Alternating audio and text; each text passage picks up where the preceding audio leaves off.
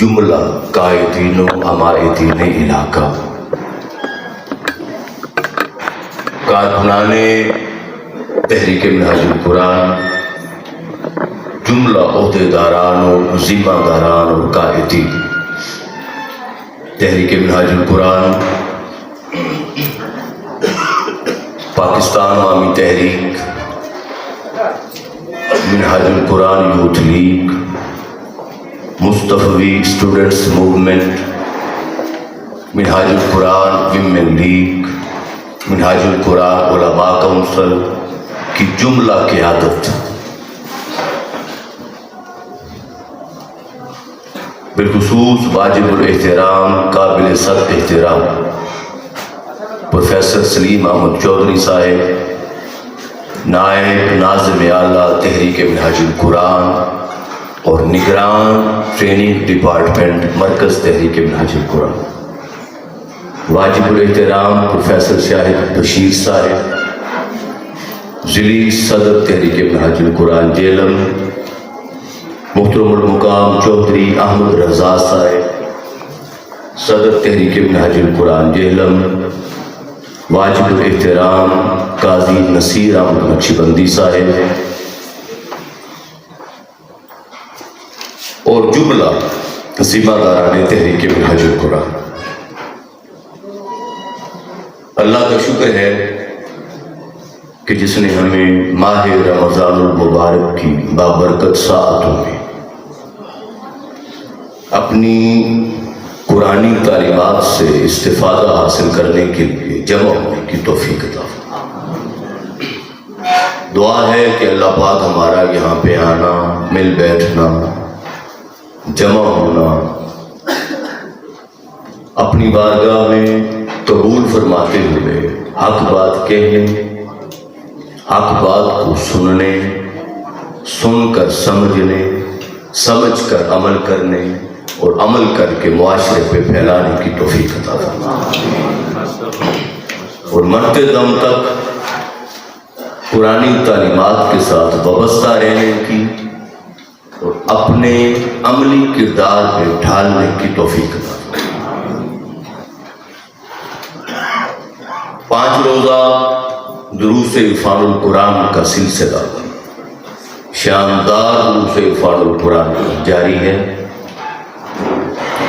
اور موسم کے پیار کے باوجود کہ تحریک منہاج القرآن کے جو فنکشنز ہوتے ہیں موسٹلی بارش کو بڑا پیار ہے تحریک منہاج القرآن کے ساتھ، تو اس کے باوجود انتہائی شاندار شرکت آپ کی، خواتین و حضرات کی، ہماری ماؤں بہنوں اور بیٹیوں کی، بھائیوں اور بزرگوں کی، یہ اپنی مثال آپ اور ہر جگہ پہ اس طرح ملک میں 50 سے زیادہ مقامات پر دروس عرفان القرآن کا سلسلہ تحریک منہاج القرآن اور پھر مرکزی نظام دعوت کے زیر اہتمام جاری رہا ہے، اور بارش کے باوجود چاہے عین درس قرآن کے دوران بھی بارش شروع ہو تو انقطاع نہیں، یہ اللہ کا کرم ہے۔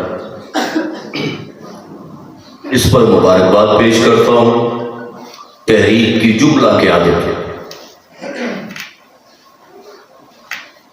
اور آپ سب کا شکریہ ادا کرتا ہوں کہ تحریک کی کال پر لبیک کہتے ہوئے آپ نے اپنے وقت سے اور اپنی مصروفیات سے ٹائم نکالا اور رونے کے محفل بنے۔ آج کا ہمارا دوسرا درس عرفان القرآن، اور آپ نے پڑھا ہوگا، آپ تک یہ معلومات پہنچی ہوں گی کہ آج کا ہمارا موضوع 3 ہستیاں ہیں۔ ام المومنین سیدہ خدیجہ الکبریٰ سلام اللہ تعالی علیہا،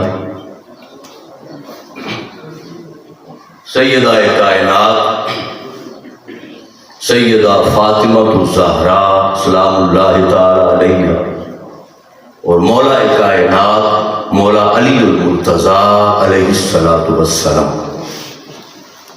مگر یہ بھی آپ جانتے ہیں سب، اور اچھی طرح ادراک ہے کہ 1 سے لے کے 1.25 گھنٹے کی جو نشست ہے ہماری دروس عرفان القرآن، اس میں تینوں ہستیوں پہ بات کرنا ممکن ہے، بہت مشکل ہے۔ تو ابتدائی طور پہ کچھ ٹائم ہم ایک مطلقاً اہل بیت اطہار کی عظمت و شان کے حوالے سے بات کریں گے، اور جو آخری حصہ ہوگا وہ ام المومنین سیدہ خدیجہ الکبریٰ کی عظمت و شان اور آپ کی سیرت کے حوالے سے بات کریں، تاکہ سارے اہل بیت اور پھر ان تینوں کا تذکرہ آ جائے۔ علیحدہ علیحدہ بات کریں گے تو ہمارے پاس وقت نہیں۔ جو آیہ کریمہ میں نے آپ کے سامنے تلاوت کی وہ سورہ احزاب سورت نمبر 33 اور آیت نمبر 33 کا آخری حصہ ہے۔ اللہ پاک نے فرمایا انما یرید اللہ، انما کلمہ حصر ہے، عربی لغت ہے، یہ جس بھی لفظ پہ آ جائے اس کے معنوں کو بڑا خاص کر دیتا ہے اور اس کے اندر شدت اور تاکید پیدا کرتا ہے۔ مطلب کیا؟ انما یرید اللہ، کہ اللہ تو صرف چاہتا ہی یہی ہے، اور اللہ کا تو ارادہ صرف یہی ہے لِيُذْهِبَ عَنْكُمُ الرِّجْسَ أَهْلَ الْبَيْتِ، کہ اے اہل بیت مصطفیٰ تم سے ہر طرح کی ناپاکی کو، ہر طرح کے عیب کو، ہر طرح کے نقص کو، ہر طرح کی کمی کو، ہر طرح کی کوتاہی کو، اور ہر طرح کے نقص اور عیب کے شک اور شبہ تم سے دور لے۔ رجسن پہ الف لام آیا، الرجس، تو جب الف لام آ جائے تو پھر خاص ہو جاتا ہے۔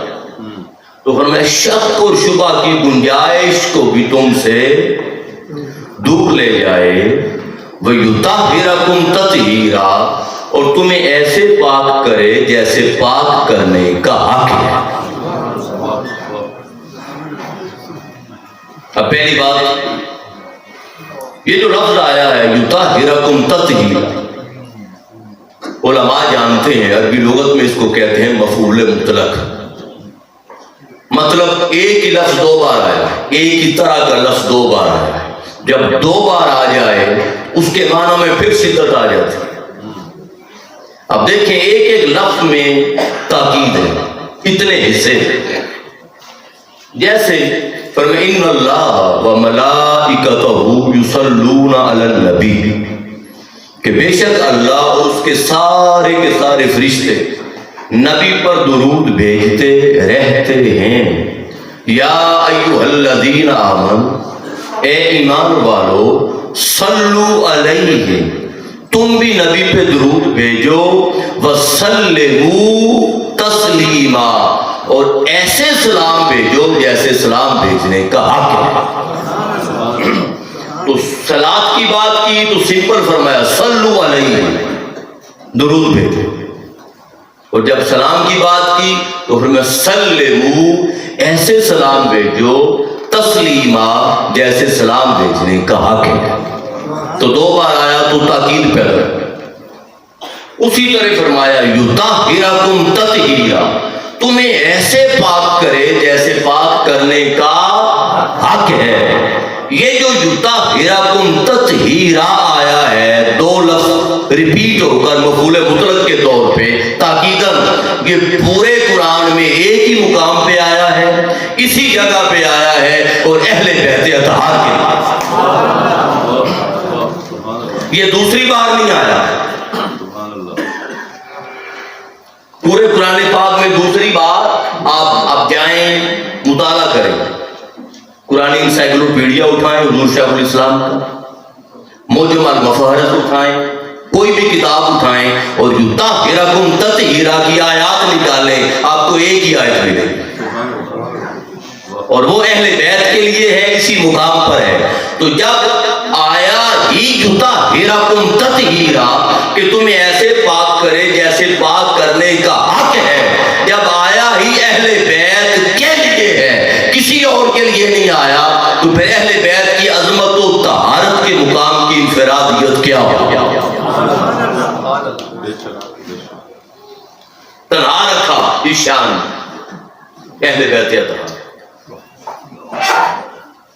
ایک بات تو یہ، اور دوسری بات لفظ آیا ہے الرجس، یذھب عنکم الرجس اہل البیت۔ اب رجس کا لفظ قرآن پاک میں 9 آیات میں آیا ہے۔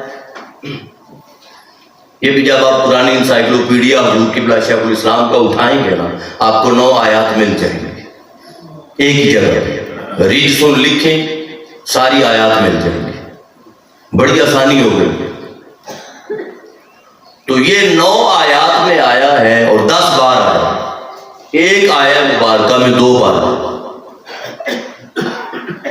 ایک آیہ مبارکہ میں 2 بار آیا ہے، 9 آیات میں آیا ہے، 10 دفعہ ہے، اور ہر مقام پر رجسن کا معنی جدا ہے، الگ ہے۔ ایک مقام پہ فرمایا فَاجْتَنِبُوا الرِّجْسَ مِنَ الْأَوْثَانِ، فرمایا بتوں کی پوجا جیسی نجاست سے بچتے رہو۔ تو بت پرستی کو رجس کہا، یہ ذرا غور کریے۔ پھر فرمایا ایک مقام میں اور عرض کر دیتا ہوں، سورہ المائدہ آیت نمبر 90، فرمایا یا ایھا الذین آمنوا، اے ایمان والو، انما الخمر، بے شک شراب، والمیسر، بے شک جوا، والانصاب، بے شک گاڑے ہوئے بت، والازلام، قسمت کے تیر، فال، پانسے، قسمت کے تیر، توکل کے خلاف کام، طوطوں سے قسمت کے احوال بیان کروانا، اللہ کی توکل کے، اللہ پر توکل کے خلاف کام۔ فرمایا رجس من عمل الشیطان، فرمایا یہ رجس ہیں اور شیطانی اعمال ہیں۔ یہاں شراب کو رجس کہا، جوے کو کہا، بتوں کو کہا، ازلام، پانچ سے فال کے تیر ان کو کہا، شیطانی اعمال کو کہا۔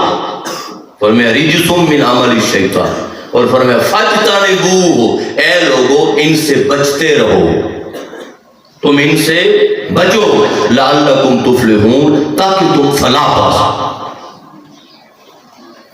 پھر رجس کا معنی جان کا ڈر بھی ہے، جان کا خوف۔ پھر رجسن کا معنی منافقت، نفاق بھی ہے۔ پھر رجسن کا معنی مال اور حرص اور حوث اور طمع اور مال کا لالچ بھی ہے۔ یہ جو غزوہ تبوک پہ بعض منافقین نہیں گئے تھے، فصل پکی ہوئی تھی، فصل پک چکی تھی، سفر لمبا تھا، حالات تنگ تھے تو گئے نہیں تھے، تو جب حضور واپس آئے انہوں نے بہانے بنائے۔ اللہ پاک نے فرمایا معبود چھوڑیے ان کو، انہم رجسن، یہ منافق ہے۔ تو نفاق بھی ہے، اور مال کے لالچ میں نہیں گئے تھے تو مال کا لالچ بھی رجس کا معنی ہے، رجسن کا معنی۔ اور اعلیٰ حضرت امام احمد رضا خان رحمۃ اللہ تعالی علیہ، آپ نے رجس کا معنی کفر کیا مختلف معنی میں۔ اب ان کی طرف تو نہیں جاتے، مگر اس آیت میں بھی ترجمے میں ایک معنی بیان کیا گیا، وہ ذرا غور سے سنیں۔ فرمایا انما یرید اللہ، اللہ کا تو ارادہ ہی یہی ہے کہ لیذھب عنکم، تاکہ تم سے دور لے جائے۔ اب پہلی بات تو یہ کہ اللہ پاک نے یہ نہیں فرمایا کہ تم میں سے دور لے جائے، تم میں سے اور تم سے دونوں میں فرق ہے۔ تم میں سے تب بنتا ہے جب کوئی نقص اور عیب اور گناہ اور غلطی اور خطا جب کسی ذات کا حصہ ہو، اور تم سے کا مطلب یہ ہے کہ ناپاک چیز دور ہے، مگر اللہ چاہتا ہے کہ قریب بھی نہ آئے۔ کپڑا ہے، ہماری مائیں، بہنیں، بیٹیاں جب مختلف فنکشنز آتے ہیں، مواقع آتے ہیں، تو کپڑا رنگ کرواتی ہیں، تو سفید رنگ کا بڑا اعلیٰ قسم کا کپڑا ہو، اور رنگ ساز کو دینے جائیں ڈائی کرنے کے لیے کہ رنگ کر دیں، تو وہ سیدھا رنگ نہیں کرتا، وہ پہلے بلیچ کرے گا۔ بلیچ کرے گا تاکہ کوئی نشان، کوئی دھبا، کوئی داغ اگر اس کے اندر ہو تو مٹ جائے، صاف ہو جائے، اور جب صاف ہو جائے تو بعد میں رنگ کرے تاکہ جو رنگ چڑھے ایک جیسا چڑھے۔ تو نشان اور داغ اور دھبا کپڑے میں ہوتا ہے تو مٹایا جاتا ہے، اور اگر قیمتی کپڑا پڑا ہوا ہو اور نجاست دور پڑی ہو تو پھر ڈر یہ ہوتا ہے کہ زمانے کی ہواؤں کے چلنے کی وجہ سے نجاست لگ نہ جائے، زمانے کی ہواؤں اور نظریات کے چلنے کی وجہ سے نجاست قریب نہ آ جائے، پھر اس کو ہٹایا جاتا ہے۔ اگر تو فرمایا ہوتا یذھب منکم تو پھر مانا ہوتا کہ تم میں سے نکال دے۔ اللہ پاک نے منکم نہیں فرمایا، فرمایا یذھب عنکم، تم سے دور ہٹا دے۔ تو مطلب اے اہل بیت مصطفیٰ، پاک تو تم پہلے ہی ہو، پاک تو تم پہلے، تمہیں پیدا میں نے پہلے ہی پاک کیا ہے۔ میں چاہتا ہوں کہ کوئی نجاست قریب بھی نہ آئے، میں چاہتا ہوں کہ کوئی نجاست قریب بھی نہ آئے۔ لیذھب عنکم، تم سے دور لے جائے۔ تو جب یہ بات ہو گئی کہ تم سے دور لے جائے تو پھر مطلب کیا بنا، نتیجہ کیا نکلا، یہ ذرا چند جملے غور سے سنیے۔ لیذھب عنکم، اللہ کا ارادہ یہ ہے کہ تم سے دور لے جائے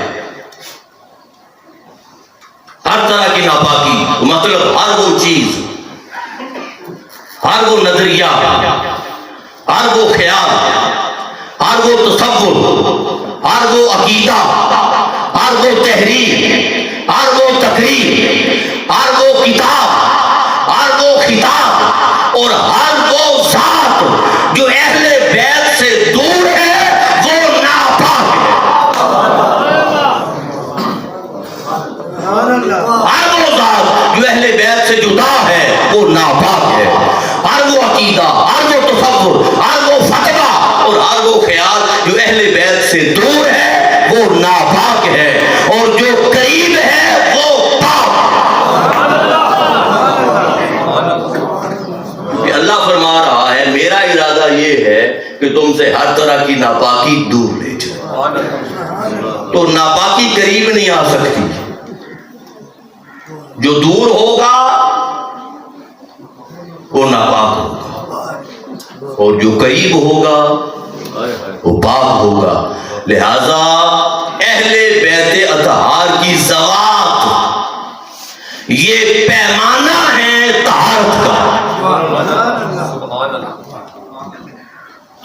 یہ معیار طہارت ہے۔ دو باتیں، اب تیسری بات دیکھیں، اہل بیت اطہار کی طہارت کو عمل کے ساتھ مشروط نہیں کیا کہ اتنا عمل کرو گے اتنی طہارت مل جائے گی، نہیں، اپنے ارادے کے تابع۔ انما یرید اللہ کا ارادہ یہ ہے۔ اب دیکھیں نا، میں نے آیت مبارکہ آپ کے سامنے تلاوت کی تھی، دوبارہ ذرا، یا ایھا الذین آمنوا، اے ایمان والو، انما الخمر والمیسر والانصاب والازلام رجس من عمل الشیطان، شراب، جوا، پانسے، یہ چیزیں اور شیطانی اعمال رجس ہیں، تو ہمیں کہا فاجتنبوہ، تم ان سے بچو، ہمیں کہا فاجتنبوہ، تم ان سے بچو، مولا کیوں، لعلکم تفلحون، تاکہ فلاح پا سکو، طہارت پا سکو، کامیابی پا سکو۔ اب میرا ایک سوال ہے، جتنے ہم بیٹھے ہیں، مائیں، بہنیں، بیٹیاں، بھائی، بزرگ، بچے، جتنے ہم بیٹھے ہیں، کیا ہر ایک کا بچنا ایک جیسا ہے؟ ہر ایک کا بچنا اپنے اندر کے حال کے مطابق، جس کا جتنا صفائے قلب و باطن زیادہ ہوگا وہ اتنا زیادہ بچے گا، اور جو میرے جیسا جتنا بڑا گنہگار ہوگا اتنا نافرمانی میں جائے گا۔ تو کوئی کم بچا، کوئی زیادہ بچا، تو جو کم بچا اس کو کم طہارت ملی، چونکہ طہارت مشروط ہو گئی عمل کے ساتھ۔ طہارت مشروط ہو گئی عمل کے ساتھ، تو جو کم بچا اس کو کم پاکیزگی مل گئی، جو زیادہ بچا اس کو زیادہ طہارت مل گئی۔ تو ہماری بات آئی تو فرمایا تم بچو، اہل بات کی بات ہے تو فرمایا اس کے ٹھیکیدار تم نہیں ہو، ان کو بچانا میرا کام، ان کو بچانا انما یرید اللہ، ان کو بچانا میرا ارادہ ہے۔ اب سوال پوچھ لیتے ہیں اللہ سے، مولا ذرا اتنا بتا دے تیرا ارادہ ہے کیا؟ تیرے ارادے کی شکل کیا ہے، تیرے ارادے کا اسلوب کیا ہے، تیرے ارادے کا طریقہ کار کیا ہے؟ تو اپنا ارادہ ظاہر کرنا چاہے تو کرتا کیا ہے یہ تو بتا دے۔ تو قرآن سے پوچھ لیتے ہیں، تفسیر القرآن بالقرآن، تو فرمایا انما امرہ اذا اراد شیئا، جب اس کا کسی بھی چیز کو وجود میں لانے کا ارادہ ہوتا ہے تو وہ فرماتا ہے ان یقول اللہ کن، وہ اس چیز کو فرماتا ہے کن ہو جا، فیکون ہو جاتی ہے، ہوتی چلی جاتی ہے۔ تو اللہ کا ارادہ ارادہ کن ہے، اور اہل بیت اطہار کی طہارت اللہ کے ارادہ کن کے تابع ہے۔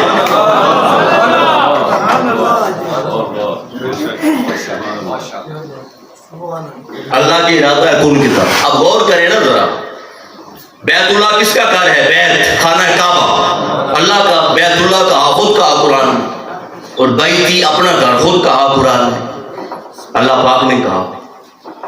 جب اس کی طہارت کی بات آئی، پاکیزگی کی بات آئی، تو حضرت ابراہیم علیہ السلام اور حضرت اسماعیل علیہ السلام دو سب سے بلند زمانے کی ہستیوں سے کہا کہ اے میرے ابراہیم، اے میرے اسماعیل، اے میرے خلیل، اے میرے ذبیح، انطہرا بیتیا، تم میرے گھر کو پاک کرو،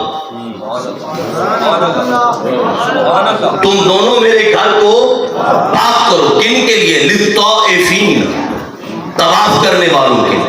اب پاکیزگی پھر طواف کے ساتھ رکھنا، اور شخصیات کو کہا تم کرو، للطائفین والعاکفین، اعتکاف کرنے والوں کے لیے، والرکع السجود، اور رکوع و سجود کرنے والوں کے لیے پاک کرو، تم کرو۔ اہل بیت کی بات آئی تو حضور سے نہیں کہا، اہل بیت کی بات آئی تو حضور سے نہیں فرمایا، اور میں نہیں، ان کو پاک کرنا میرا ارادہ ہے، ان کو میں پاک کروں گا۔ اب کیا حکمت تھی؟ دیکھیں بھائی، ہستیاں جتنی بھی عظیم ہوں ہیں تو مخلوق، آقا علیہ السلام سمیت پرواز جہاں تک جائے بالآخر مخلوق کی کوئی نہ کوئی حد ہے، بالآخر مخلوق کی کوئی نہ کوئی حد ہے۔ تو طہارت جتنی بھی ملتی اگر شخصیات کرتی تو مخلوق ہونے کے ناطے کہیں نہ کہیں حد تھی۔ فرمایا میرے گھر کو تم کرو، کیونکہ یہاں تو نماز پڑھنے والوں نے آنا ہے، روزہ رکھنے والوں نے آنا ہے، اعتکاف کرنے والوں نے آنا ہے، رکوع و سجود کرنے والوں نے آنا ہے، میرے گھر کو تم پاک کرو۔ رہ کی بات اہل بیت اطہار کی، ان کو میں پاک کروں، ان کو میں پاک کروں گا، کیونکہ میرا گھر مرکز اسلام ہے، اہل بیت مصطفیٰ مرکز ایمان ہوں گے، مرکز ایمان ہوں گے، اور اسلام کی قبولیت کے لیے ایمان چاہیے۔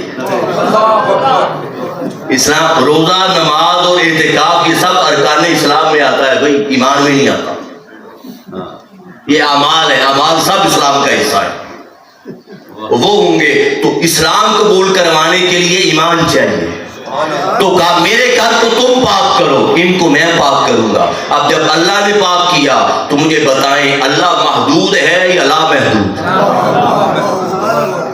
تو جب خود لامحدود ہے تو پھر اللہ کا فعل بھی لامحدود، اللہ کا عمل بھی لامحدود، اللہ کا ارادہ بھی لامحدود، اللہ کی صفت بھی لامحدود۔ جب اللہ لامحدود ہے تو جب وہ پاک کرے گا تو پھر اس نے چھوڑا کیا ہو؟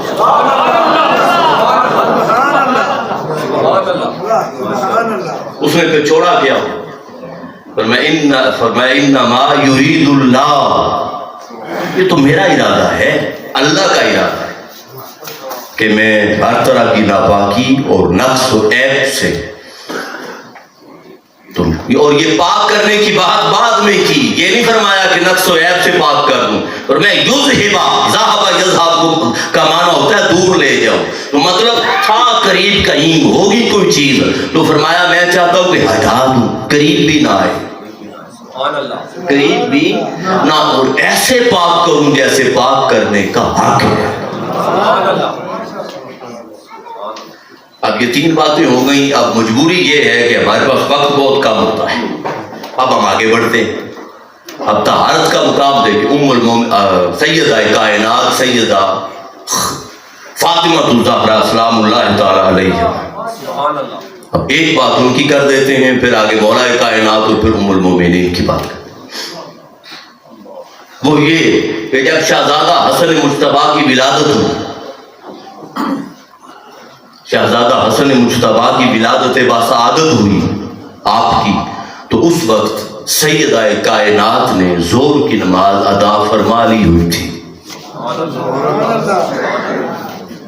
زور کی نماز ادا فرمانے کے بعد شہزادہ حسن مجتبیٰ کی ولادت ہوئی، اور ولادت شہزادہ کے بعد سیدہ کائنات نے عصر کی نماز ادا کی تھی۔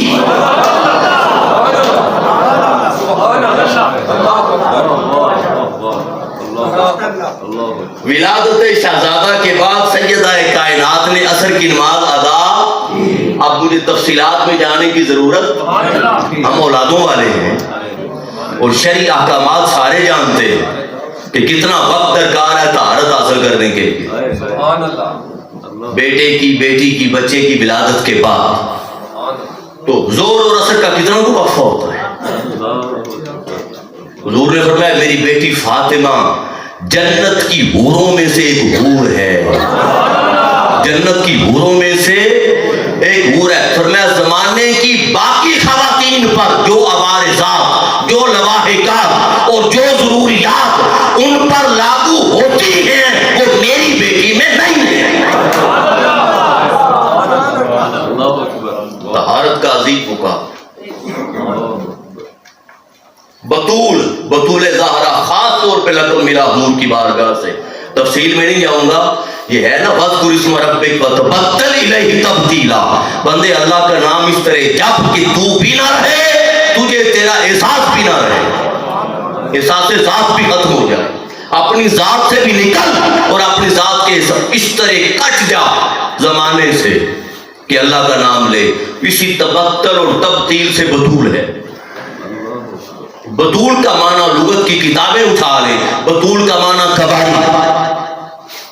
حضور نے فرمایا دو خواتین کباری ہوئیں اس کائنات میں، ایک مریم بنت عمران، ایک سیدہ فاطمہ الزہرا۔ مطلب شادی ہے، مگر شادی کے نتیجے میں جو ضروریات ایک جسمانی فزیکلی انسان محسوس کرتا ہے وہ خواہشات، وہ سنت مصطفیٰ، سنت مصطفیٰ صلی اللہ علیہ وسلم۔ اور یہ جو لفظ ہے حدیث پاک آپ نے بہت زیادہ سنی ہوئی ہے، فرمایا فاطمہ تو بضعۃ منی، ترجمہ عام طور پہ کیا جاتا ہے فاطمہ میرے جگر کا ٹکڑا ہے۔ اس عقدے کو حضور شیخ الاسلام نے حل کیا، پروفیسر ڈاکٹر محمد طاہر القادری مدد ذلہ العالی۔ میں نے آپ کی سوا کسی اور سے نہیں سنا، میں نے نہیں سنا، آپ نے سنا ہوگا، آپ کا انکار نہیں، میں نے نہیں سنا۔ تعلق اسٹیج کے ساتھ رہتا ہے، ملاقات بھی علماء سے رہتی ہے، اور یہ حدیث بھی سنتے آئے اور ترجمہ بھی پڑھتے اور سنتے آئے، مگر میں نے نہیں سنا۔ بدعتن کا معنی جگر ہے ہی نہیں، یہ جو ترجمہ کیا جاتا ہے نا جگر کا ٹکڑا ہے، بدعتن کا معنی جگر نہیں ہے، یہ تو سب کو پتا ہے۔ بدعتن گنتی کے لیے، عدد اور تعداد گنتی کے لیے استعمال ہوتا ہے، اور 10 تک استعمال ہوتا ہے۔ اگر 10 تک کا عدد ہو، 10 تک کا عدد، تو 10 میں 9 تک بدعتن استعمال ہوتا ہے، 10 حصے کیے جائیں، 10 تقسیم کی جائے 10 تک کے عدد کی، تو 9 تک کے لیے بدعتم استعمال ہوتا ہے۔ فرمایا فاطمہ تو بدعتم منی، مطلب لوگوں اگر میری جان کے 10 حصے کیے جائیں تو 9 فاطمہ ہے، 1 میرا ہے۔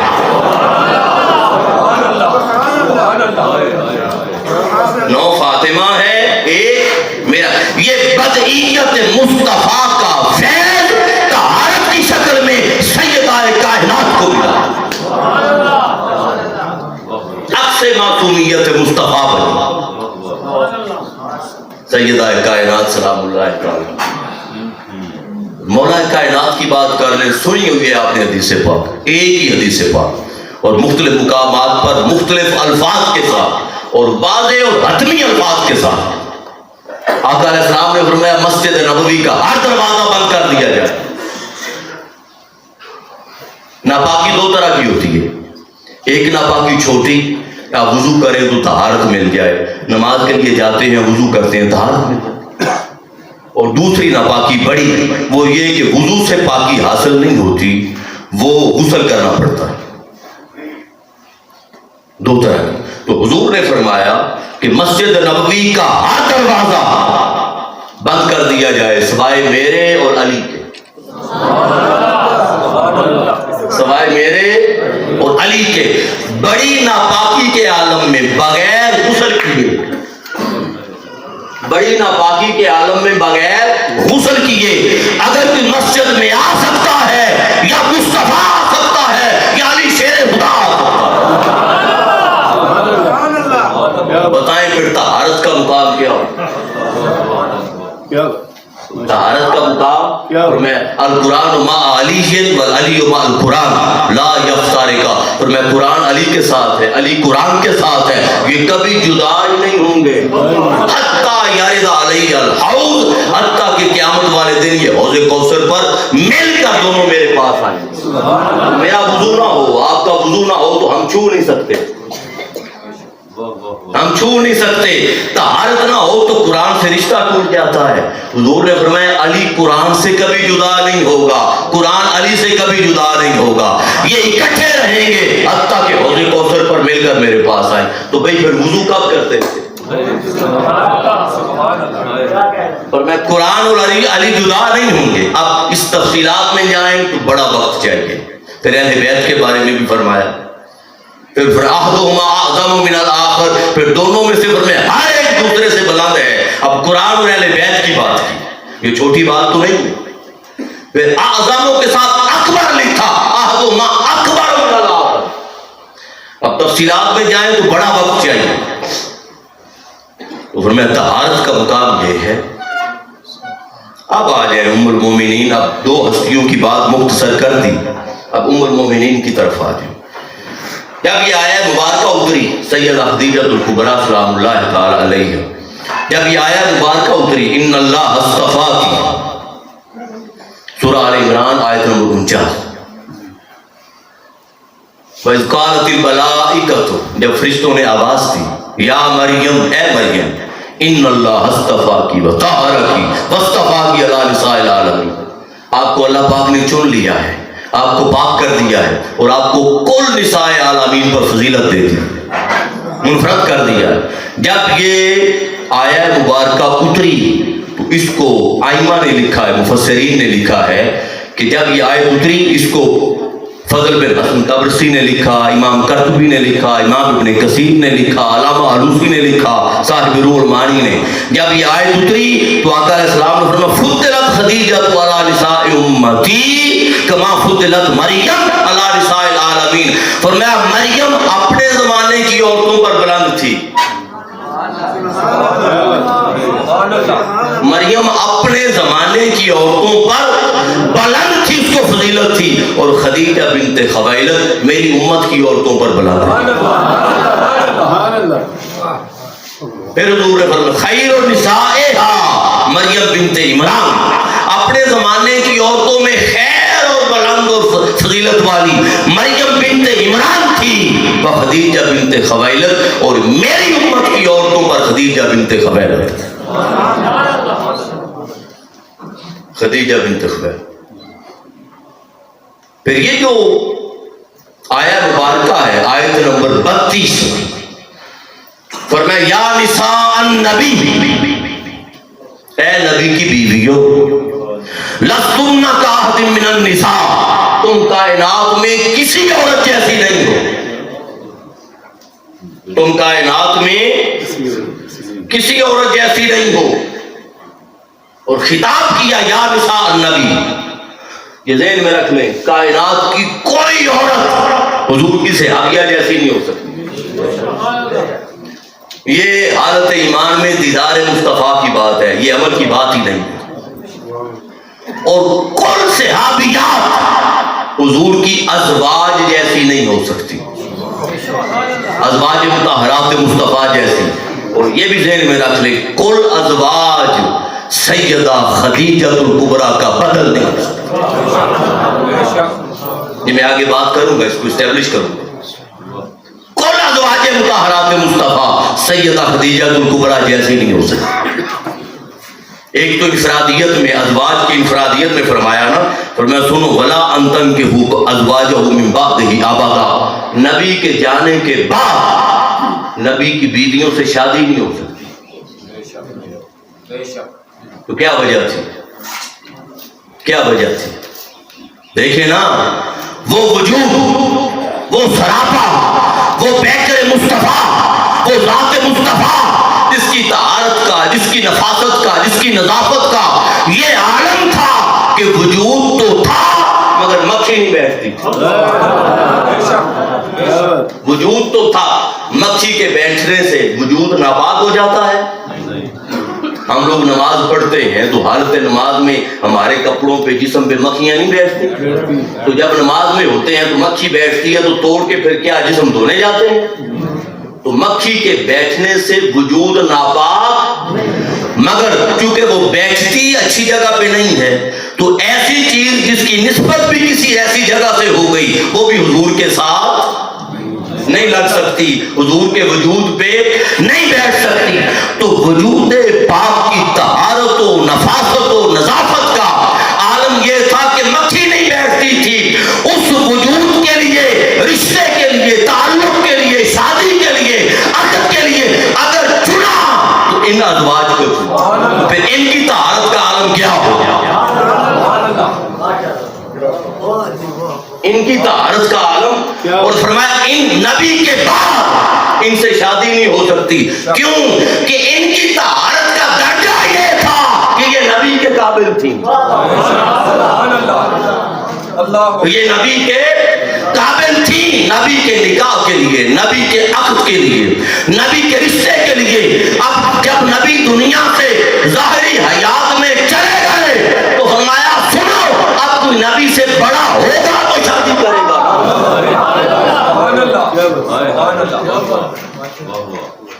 کیونکہ ان کے مرتبے میں کسی اور کی طہارت نہیں تھی۔ یا نساء النبی، تم دنیا کی کسی عورت جیسے نہیں۔ اور ایک میں بات عقیدے کی عرض کر دیتا ہوں، وہ یہ کہ فرمایا نبی کے جانے کے بعد شادی نہیں ہو سکتی، تو شرعی طور پہ دو چیزیں ہیں، دو وجوہات جن کی بنا پہ کسی عورت سے شادی نہیں ہو سکتی۔ ایک تو وجہ یہ ہے کہ ماں سے نہیں ہو سکتی، اور ماں کے لیے بھی شرط ہے کہ صلبی ماں ہو، حکمی اور روحانی نہ ہو۔ صلبی ماں ہو جس کے بطن سے اولاد پیدا ہو، خونی رشتہ، تو شادی نہیں ہوتی۔ تو آقا علیہ السلام کی ازواج مائیں تو ہیں، ازواج امہاتہم، مائیں تو ہیں مگر صلبی تو نہیں ہیں، تو روحانی ہیں، تو روحانی اور حکمی۔ اللہ نے فرما دیا مائیں ہیں، ٹھیک ہے، تو یہ تو بات ختم ہو گئی کہ ماں سے نہیں ہو سکتی مگر مائیں ہیں مگر صلبی نہیں ہے۔ اور دوسری وجہ ہے کسی عورت سے شادی نہ ہونے کی نکاح، جب تک خامد زندہ ہو اس کے ساتھ شادی نہیں۔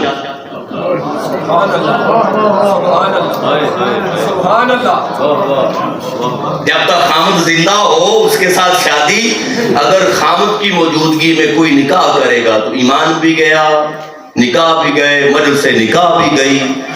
سب کے تجدید ایمان، توبہ، دوبارہ نکاح سب کرنا پڑے گا. ایسے ہی ہے نا، یہ شرعی فقہی حکم ہے. تو فرمایا لوگوں نبی کے جانے کے بعد نبی کی بیویوں سے شادی ظاہری حیات میں تو چلے گئے مگر نبی آج بھی ہے.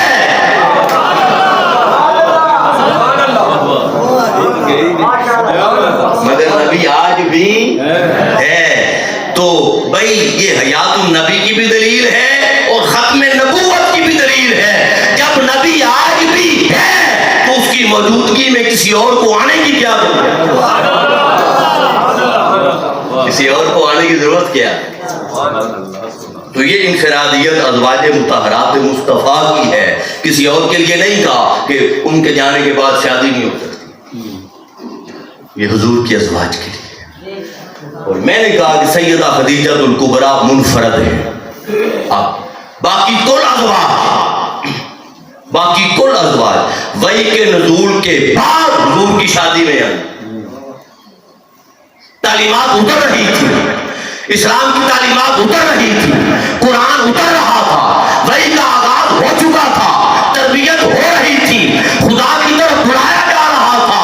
کل ازواج مطہرات مصطفیٰ یا پیدا اسلامی گھر میں ہوئی یا اسلام کی تربیت میں تھی. واحد سیدہ خدیجہ الکبریٰ ہے جو وحی کے نزول سے 15 سال پہلے حضور کے عہد میں آئی. وحی نازل نہیں ہوئی تھی، قرآن نہیں آیا تھا، تعلیمات شروع نہیں ہوئی تھی، اللہ کی طرف بلانے کا عمل ابھی آغاز نہیں ہوا تھا. زمانہ جاہلیت تھا، ظلم تھا، جبر تھا، فحاشی تھی، عریانی تھی، بے حیائی تھی، غصب تھا. اور 360 بت سے کعبہ میں سجائے ہوئے تھے. یہ لات ہے، یہ منات ہے، یہ حبل ہے، یہ عزا ہے. اور نیکی کو آر سمجھا جاتا تھا. ایسا ماحول جب نیکی کو آر سمجھا جاتا تھا اور کفر و شرک کا ماحول اور اشتراک مرد و زن اور ننگے بدن طواف کعبہ تھا اور مرکز توحید کو شرک سے بڑا ہوا تھا. ایسے ماحول میں جب حضرت خدیجہ کی شادی ہوئی تو بتاؤ پھر حضرت خدیجہ کی طہارت کا عالم کیا ہوا؟ کس نے تربیت کی تھی؟ کس نے پیغام دیا تھا؟ کس نے وحی سنائی تھی؟ حضرت خدیجہ الکبریٰ کو. کس نے اسلامی راہ پہ چلایا تھا؟ کس نے حق کے راہ پہ چلایا تھا؟ کس نے اللہ کے سامنے جھکایا تھا؟ کس نے بتوں سے آپ کو دور رکھا تھا؟ ارے حضور کے ساتھ تو وحی کے نزول سے 15 سال پہلے شادی ہوئی اور آپ کی حضور کی عمر 25 سال تھی اور حضرت خدیجہ کی عمر مبارک 40 سال. 40 سال کا زمانہ جو گزرا، تربیت کس نے کی تھی؟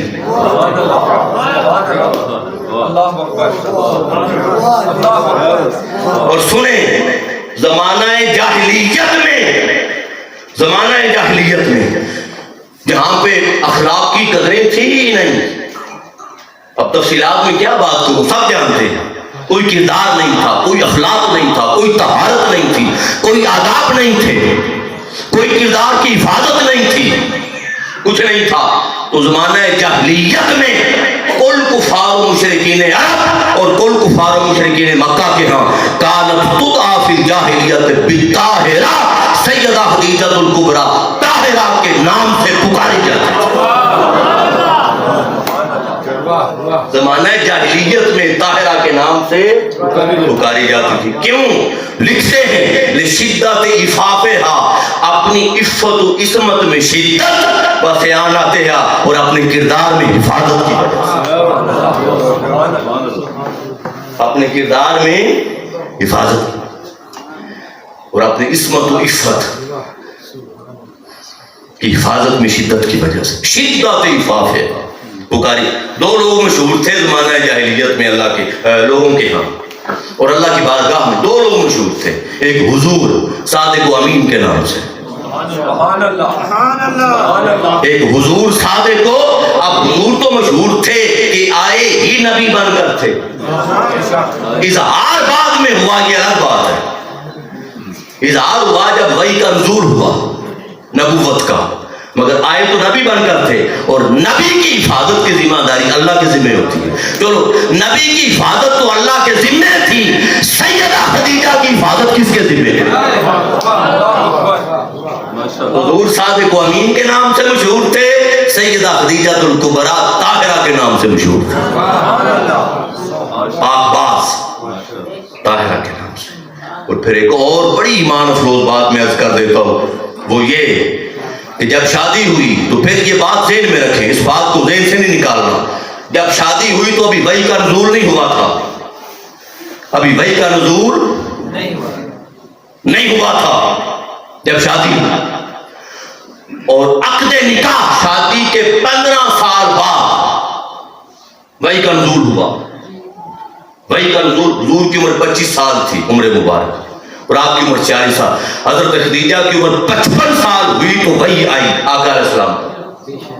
مگر یہ کہا جا سکتا ہے کہ چلو شادی کے بعد حضور کی سرپرستی میں آ گئے، حضور کی سیادت میں آ گئے، سرپرستی میں آ گئے، چلے چھوڑ دے. پچھلے 40 سال تھوڑے ہیں کسی کے کردار کو دیکھنے کے لیے؟ جو پچھلے 40 سال کا زمانہ عمر مبارک کا گزرا تھوڑا ہے.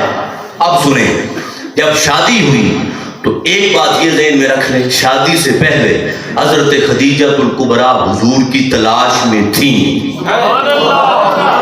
یہ ذہن میں رکھ لیں.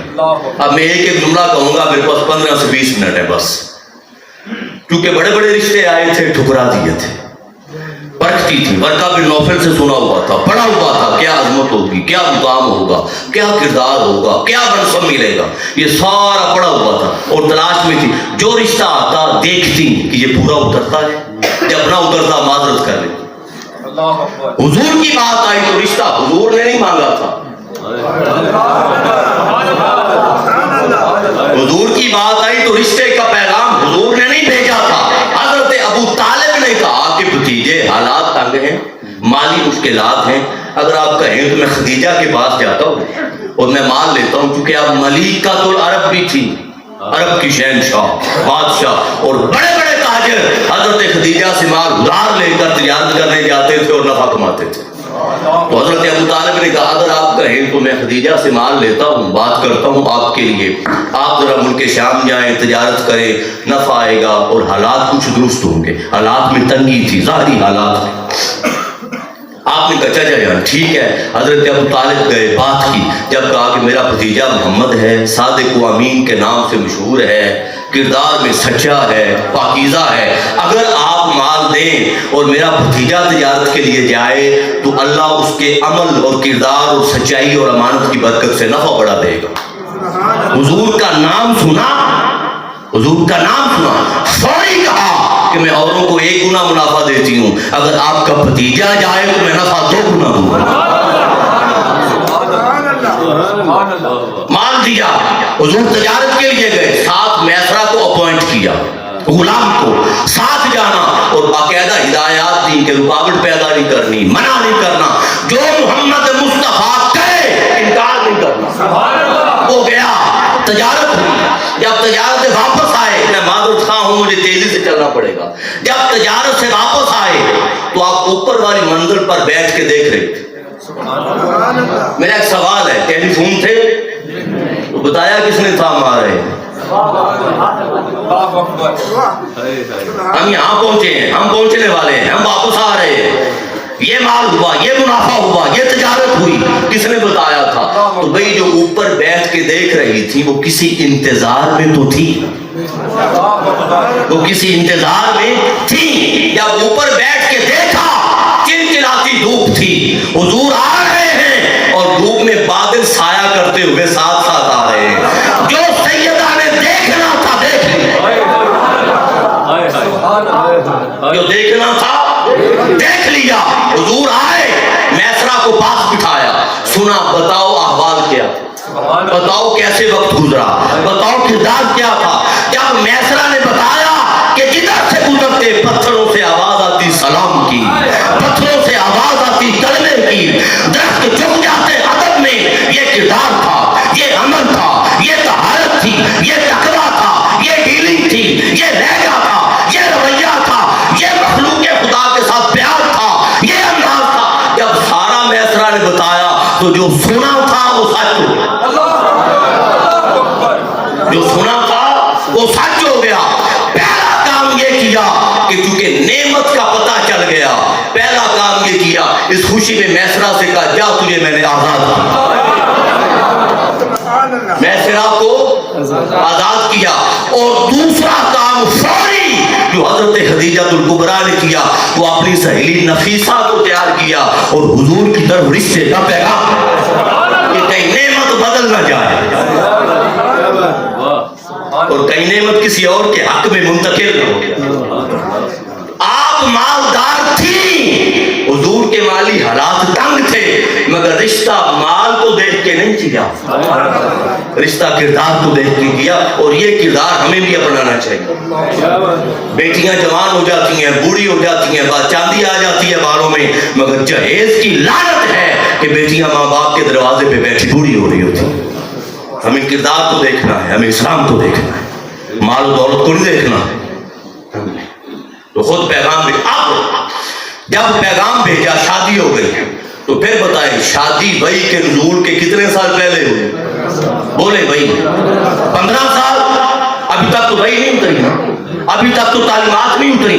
جب شادی ہوئی سیدہ خدیجہ الکبریٰ نے سارا مال حضور کے قدموں پہ لٹا نچھاور کر دیا۔ اب جب مال نچھاور کیا اس کو قرآن نے کہا کیا وَوَجَدَكَ عَائِلًا فَأَغْنَىٰ، محبوب ہم نے آپ کو تھوڑا حالات میں تنگ پایا، فَأَغْنَىٰ، اور ہم نے غنی کر دیا۔ اس پر مفسرین نے لکھا کہ جو غنی کیا تھا اس کا مثال سیدہ خدیجہ کا مال تھا، سیدہ خدیجہ کا۔ اب پھر سوال کہا فَأَغْنَىٰ، میں نے غنی کیا، اللہ فرما رہا۔ تو سیدہ کے مال کی طہارت کا عالم کیا ہوگا کہ اللہ نے اپنا مال کہا، اللہ پاک نے اپنا فاغنا، ہم نے غنی کیا، اللہ نے بتایا۔ تو میرا سوال ہے کون سے اسلامی اخلاقیات تجارت اتر رہے تھے؟ کون سے اسلامی آداب تجارت اتر رہے تھے؟ کون سی ہدایات آ رہی تھی؟ کون سی تعلیمات آ رہی تھی؟ وہی تو اتری 15 سال بعد۔ کس نے بتایا تھا سود حرام ہے؟ کس نے بتایا تھا جبر حرام ہے؟ کس نے بتایا تھا ظلم حرام ہے؟ کس نے بتایا تھا جھوٹی قسمیں اٹھا کے تجارت نہ کرنا؟ کس نے بتایا تھا من غش فلیس منا، جس نے ملاوٹ کی ہم میں سے نہیں ہے، ملاوٹ نہ کرنا؟ کس نے کہا تھا ناجائز منافع خوری نہ کمانا؟ کس نے کہا تھا ذخیرہ گوزی نہ کرنا؟ لہذا قسم سے پاک، جھوٹ سے پاک، دجل سے پاک، فریب سے پاک، دھوکے سے پاک، سود سے پاک، منافع خوری سے پاک، اور ہر وہ چیز جو اسلامی تعلیمات کے خلاف تھی اس سے مال پاک تھا۔ تو اللہ نے کہا نا میں نے غنی کیا۔ تو مطلب یہ کہ قرآنی تعلیمات کے نزول سے بھی پہلے آپ حق پرست تھی۔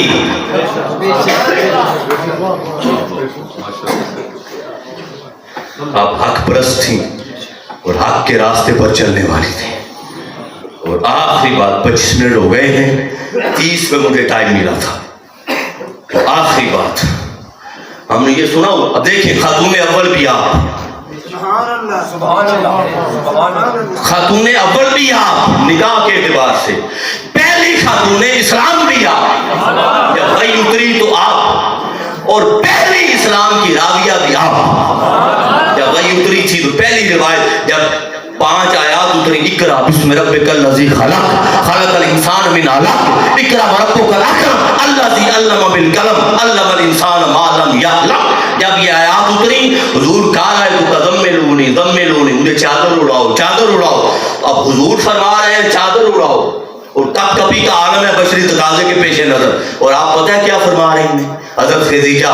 کلا ہرگز نہیں حضور، واللہ اللہ کی قسم، بھئی اللہ کی طرف تو بلایا ہی نہیں۔ کون سا اللہ تھا جس کو خدیجہ جانتی؟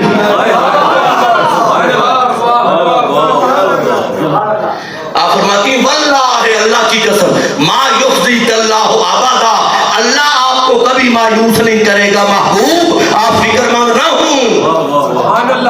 تو وہ جو پہلی راویہ ہے اسلام کی وہ بھی سیدہ خدیجہ الکبریٰ ہے۔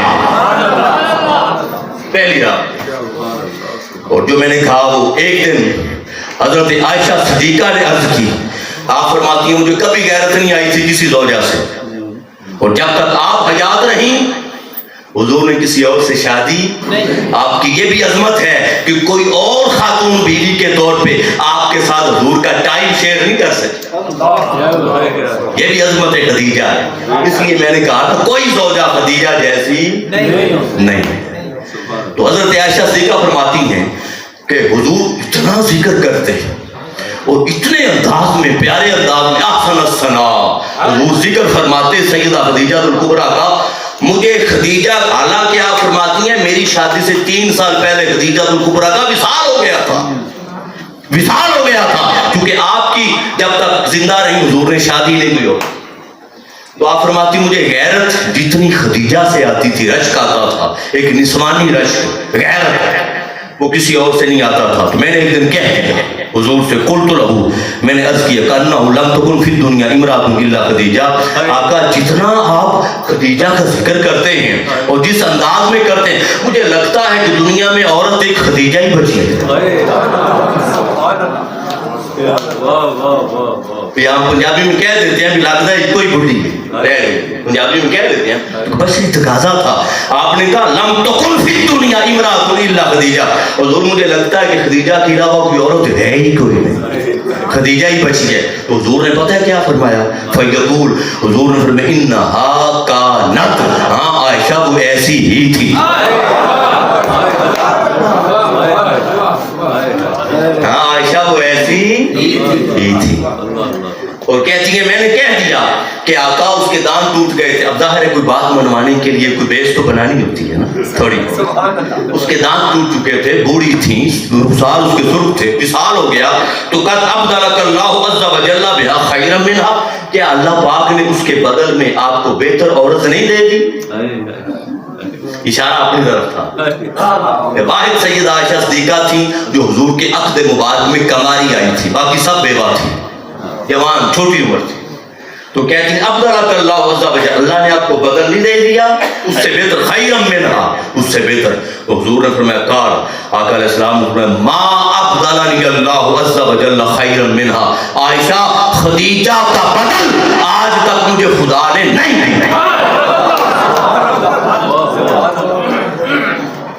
خدیجہ کا بدل آج تک مجھے خدا نے کیوں؟ سن اے عائشہ سن, قد آمنت بھی اس کفر بی الناس, وہ اس وقت مجھ پر ایمان لائی جب لوگوں نے میرا انکار کیا.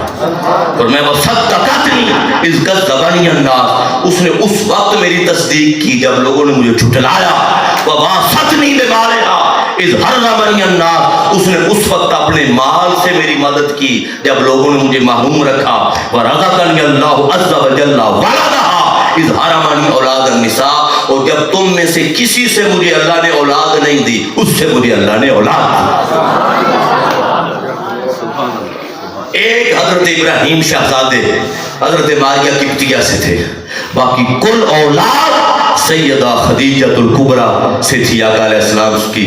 اور اس سے بڑی عظمت کیا ہو سکتی ہے کہ جو حضور کا سلسلہ چلا, حضور کا نسب چلا, آقا علیہ السلام کی اولاد پاک قیامت تک کے لیے چلی, اس کی بنیاد سیدہ خدیجہ الکبریٰ ہیں. سیدہ فاطمہ الزہرا آپ کی بیٹی, سیدہ فاطمہ الزہرا آپ کی بیٹی ہیں, اور سیدہ فاطمہ الزہرا سے آقا علیہ السلام کا نسب پاک چلا. پیغام یہ ہے, 2 چیزیں صرف. پیغام یہ ہے کہ وہی نہیں اتری تھی پھر بھی حق پر تھی, وہی نہیں اتری تھی پھر بھی حق کی راہ پر تھی. تو پیغام یہ ہے, کوئی پیغام دینے والا, کوئی پیغام پر پیغام لے کر آئے یا نہ آئے, فطرت کا تقاضا یہ ہے کہ حق پہ چلو. کوئی پیغام دینے والا, یہ فتاوے ہیں امام اعظم ابو حنیفہ نے کہا رحمۃ اللہ تعالی علیہ. آپ نے کہا اگر دنیا میں کوئی نبی نہ بھی آتا تو جو فطرت سلیمہ انسان لے کر آیا ہے اللہ کی بارگاہ سے, جو فطرت, اگر کوئی نبی اللہ کی طرف بلانے والا نہ بھی آتا پھر بھی تقاضا یہ تھا کہ اللہ کی بارگاہ میں جھکا دے. تو فطرت سلیمہ کا تقاضا یہ ہے کہ کوئی پیغام لے کر آنے والا آئے یا نہ آئے، اور کوئی پیغام دے یا نہ دے، حق کو تسلیم کرو۔ ہمارا مسئلہ یہ ہے کہ کوئی چیختا رہے حق بات لے کر، اور ہم مانتے بھی رہیں کہ سچ کہتا تھا، حق کہتا تھا، مگر ہمارے تھڑے رکاوٹ بن جاتے ہیں ساتھ دینے کے، ہماری برادریاں رکاوٹ بن جاتی ہیں ساتھ دینے کے۔ اور دوسری بات آپ کے لیے خاص طور پہ، اور پھر ماؤں اور بہنوں کے لیے، وہ یہ کہ اسلام ابھی اترا نہیں تھا، وہی کا نزول ابھی، تو جو ہی شادی ہوئی سب کچھ لٹا دیا اسلام کی راہ پر، حضور کے قدموں پر۔ تو جب تک عورت کا کردار مردوں کے ساتھ دین اسلام کی سربلندی کے لیے شامل نہ ہو، یاد رکھ لو اسلام سر بلند نہیں، اسلام سر بلند نہیں ہو سکتا۔